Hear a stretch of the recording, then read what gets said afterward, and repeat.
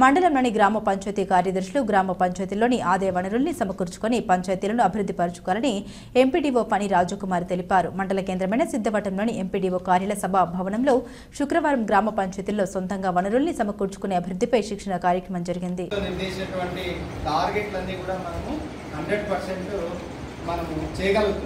ఈ రోజు గతంలో అది లేకుండా ఎక్కడ చూసినా అపరిశుభ్రంగా ఉండేది, గ్రామాల్లో ఎక్కడ చూసినా పొద్దుతో చెత్తతో నిండుండేది.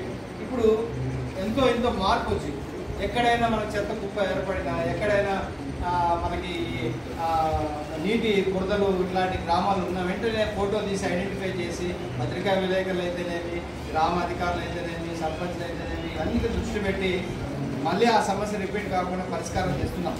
ఎక్కడైతే లీకేజెస్ ఉన్నాయో అన్నీ కూడా మనం చేయగలుగుతున్నాం. సర్వీస్ అనేది 1 by 1 మనం ఇచ్చుకుంటూ పోతున్నాం. అంతేకాకుండా చెత్త కలెక్షన్ కూడా ప్రతిరోజు మనకు ఉన్నటువంటి రిసోర్స్ శాలరీస్ ఇస్తున్నాం. కానీ ఎటువంటి రుసుము కానీ వాళ్ళ దగ్గర నుంచి రాజ్యాంగంలో సర్వీస్ ఛార్జెస్ అనేది వసూలు చేయాలని పట్టణాల్లో ఇప్పుడు జరుగుతుంది. కానీ గ్రామ స్థాయిలో మనం ఇంప్లిమెంట్ చేసేదానికి వీలు పడలేని పరిస్థితి. ఎందుకంటే మీకు వచ్చిన నిధులతోనే అవి ఖర్చు పెట్టచ్చు కదా, మీకు వచ్చిన ఖర్చులతోనే జీతాలు ఇవ్వచ్చు కదా, ఈ సర్వీస్ మనకు ఉచితంగా ఇవ్వచ్చు కదా అనే అభిప్రాయం ప్రజల్లో నానుడుగా ఉంది. అంతేకాకుండా స్ట్రీట్ లైట్ల వ్యవహారం, స్ట్రీట్ లైట్లు కూడా మనం రెగ్యులర్గా మానిటరింగ్ చేస్తున్నారు. అప్పుడు గతంలో లాగా కాకుండా ప్రతి ఒక్క మనకు వచ్చిన నిధులతోటి 100% స్ట్రీట్ లైట్లు, వీధి దీపాలు, డ్రైనేజీ వ్యవస్థ, పారిశుద్ధ్యం ఇవన్నీ కూడా సమగ్రంగా నిర్వహించుకుంటూ వచ్చాం. అవన్నీ బాగానే ఉన్నాయి. పబ్లిక్కి సర్వీస్ ఇస్తున్నాం, అంతా సక్రమంగా జరుగుతుందని, ఇంకా జరగబోతుందని మనం భావిస్తాం. అంతేకాకుండా ఈ రీసోర్స్ అన్నీ కూడా మనము 15 ఫైనాన్స్ను, జనరల్ ఫండ్, లేకపోతే పన్నుల నుండి, ఇంటి పన్నుల నుండి రాబట్టేటువంటి పన్నులతోటే మనము ఆధారపడి నడుస్తున్నటువంటి కార్యక్రమం. అంతేకాకుండా మరింత బలోపేతం జరగాలంటే మనకున్న రీసోర్స్ని గుర్తించాల్సిన బాధ్యత ముఖ్యంగా గ్రామ కార్యదర్శులది ప్రధాన భూమిక ఉంటుంది. అవి ఇంప్లిమెంట్ చేసి సర్వీస్ అనేది మనం ప్రజలకు ఇవ్వగలిగితే ఖచ్చితంగా వాళ్ళ పన్ను రూపంలో చెల్లించడానికి ఎటువంటి బాధ కలగదు.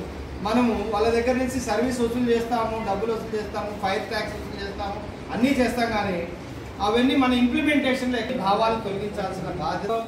ఒక రకమైనటువంటి రిసోర్స్ ఉంటాయి, గ్రామాల్లో ఒక రకమైన రిసోర్స్ ఉంటాయి, చిన్న మైనర్ గ్రామ పంచాయతీలో ఒక రకమైన రిసోర్స్ ఉంటుంది. అవన్నీ కూడా గుర్తించి రెవెన్యూ జనరేట్ అయ్యే ప్రోగ్రామ్స్ మనం చేయాలి. ఈరోజు మనం చెత్త నుండి సంపద తయారు చేస్తున్నాం అని మాట రూపంలో ఉంది, కానీ ఎక్కడ ఇంప్లిమెంటేషన్ జరగడం లేదు.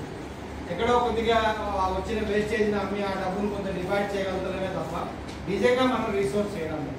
వాస్తవంగా ఈ మనకు గట్టి వనరులు గ్రామ పంచాయతీలో మనకు ఆల్రెడీ స్టాఫ్కు జీతాలు ఇస్తున్నాం, ట్రాక్టర్కి డీజిల్ ఇస్తున్నాం, వాళ్ళకి అవసరమైన మౌలిక వసతులు, గ్లౌజులు ఇట్లాంటివన్నీ ఇచ్చిస్తున్నాం. గ్రామంలో 100% మనం శానిటైజర్ వర్క్ చేస్తున్నాం. కానీ రీసైక్లింగ్